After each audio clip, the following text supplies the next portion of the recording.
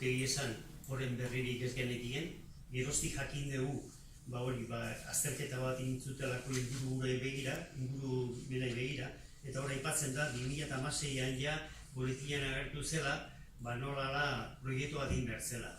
Guk uztaietik aurrea, eman ditugu 1000 pauso, atetik informazio jakiteko, zergatik ez genekien inungo berririk, ez dugu jaso zuzenean.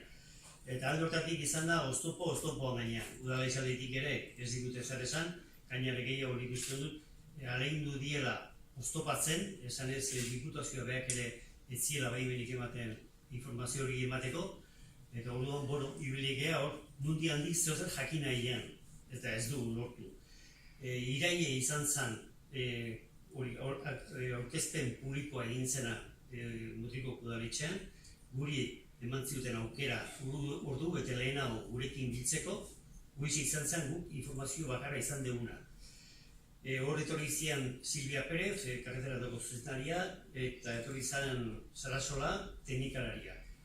Izan zen oso laburra, gehitu ginen denak lehen kezka balima genuen, handik kezka hundidoakin, zergatik planteatzen zuten azan bakarra auzo hortatik ateratzeko bide bat, eta sartzeko bide bat bakarra izango genuela, eta guztiak duen, hori ezinezkoa da, hori tramoi ikusi balima dituzue, edo bestela hori planteatzen izate bulego batetik. Zergatik hori ezinezkoa da horra ematea. Hartan gelditu ginen. Hortik aurrea, eman ditugu pausoak udaletxeekin, eman ditugu pausoak teknikalariakin, baina garbi izan behar da, ez hasieratik ikusi genuela jarrera bat zegoela, ja gauzak eginak, ez dute inokin kontatu horko bideak edo baztarrak ikusi izateko, zergatik badago bizi guztia auzoetan bizi dena, eta hori eukien enik izatzen dut, horko berrik dakiten adielako, ez? Ez dute, ofizialki ez da inon garremanek izan gurekin.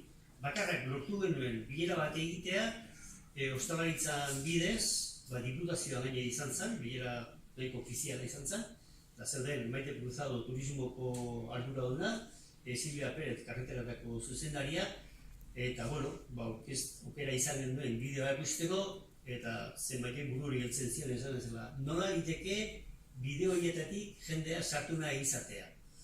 Horixe izan da, eta geroztikan, alegazioak aurkeztu zian, bere garaian, hori izan zen azaroan, diputazioak erantzun zuen martxoan alegazio horien erantzuna, eta ez ginozten asetzen, ez da gutxi horik ere, berriro udaletxeak alegazio horien nolako idatzi bat behar izien, eta diputazioetik izan da ezezkoa. Eta azken finean, diputazioa izan da, izan ez, bide administratiboa bukatu da, eta hori nahi balin badezute jarraitu, judizialki jarraitu.